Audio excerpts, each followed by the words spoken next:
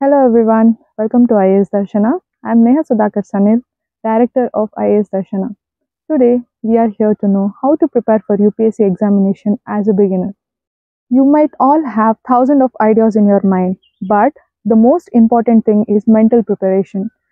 You will win half of the marathon when you will have the proper mindset that yes, it is the thing. UPSC is the only thing I have to do. Or else the confusion state of your mind will destroy all your plans. Train your mind to such an extent that you have to have the capacity to control all the stress and also have patience along with it. Because the syllabus is vast.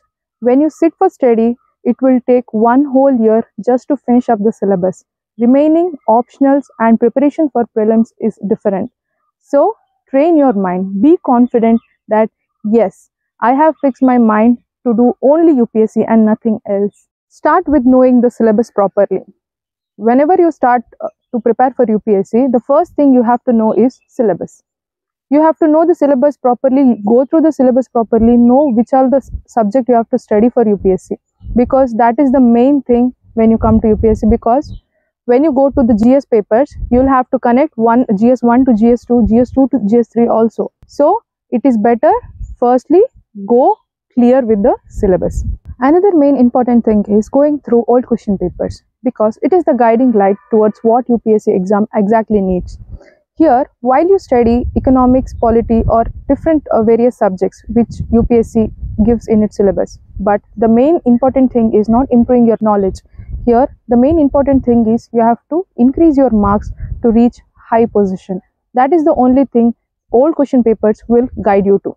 I have seen many students who focus everything on gaining knowledge, but here the necessary is not to improve your knowledge. See, when you study modern history, you'll get many topics like 1857 revolt. Here, you have to know what exactly the situation is, not the whole history of 1857 revolt. Okay, when it comes to social reforms also, knowing the names of the reformers is not only important. You have to also know what practically the question arises. To know what question arises and how the area goes in there, you have to go to old question papers, and that is the only way you can get to know what exactly the exam needs. When it comes to polity, many students make this mistake by reading the unfavorite areas of UPSC. There is nothing that which you feel important, UPSC also should feel the same. No, there are many such areas that might not feel you important, but it is important in the case of UPSC. So while reading this, make sure go through the old papers firstly to know which are the favorite areas of UPSC.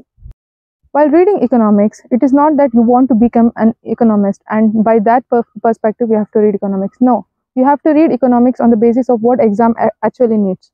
Even comes the same when it comes to environment and ecology. See, when it comes to science and technology, the situation will be different, because here more than the book materials you search for, it is better you go to the Hindu, because the newspaper contains more information when it comes to science and technology. So you have to know what you have to not study more than what you have to study. So for that, you have to go through the old question papers. Okay. Firstly, I discussed about syllabus. Second, I told you about why you have to go through old question papers. The third thing I'm going to discuss is planning. The planning should be accordingly on which year you are going to give the examination. It might be 2024, the coming prelims also, or it might be 25 or 26 also. It is left to you. The main thing you have to do is the planning. The planning for this examination is very, very important. When you go through this exam, you will get to know there are 3 stages: prelims, mains, and interview. You have to know how to study for these 3 different stages. Okay. So plan accordingly how you will complete the GS paper, how you will go through the optional, and finally you have to also plan properly how you will prepare for prelims. So planning is very, very important. See, your plan accordingly, your plan should be on monthly basis, on weekly basis, and also on daily basis, because to improve yourself, these 3 plannings are very important. I believe in competing your own self rather than competing to others. So improve yourself daily. Some days you might study only 1 or 2 concepts. Some days you might study all the concepts which you have decided. It is left to you. But improvement in your own self is very important. Whichever mode you prefer to, the most important thing that matters is guidance. If you get guidance in offline institution or online or self-study, whichever it is okay. But you have to focus on which guidance is perfect for you, your study. After you decide the mode of study, another most important thing is self-care. See, when it comes to self-care, it might be mental self-care also or physical one also. See, when it comes to mental health, you should have patience. For that, you should attain inner peace. You can get it through by practicing meditation, yoga, or talking to your family members, friends, or some closed ones. It also helps very much to have a perfect mental health. When it comes to physical activities, you might be a gym freak, go to gym regularly. You might have a habit of walking, go to walk, or playing, or dancing, or swimming, any of your choice.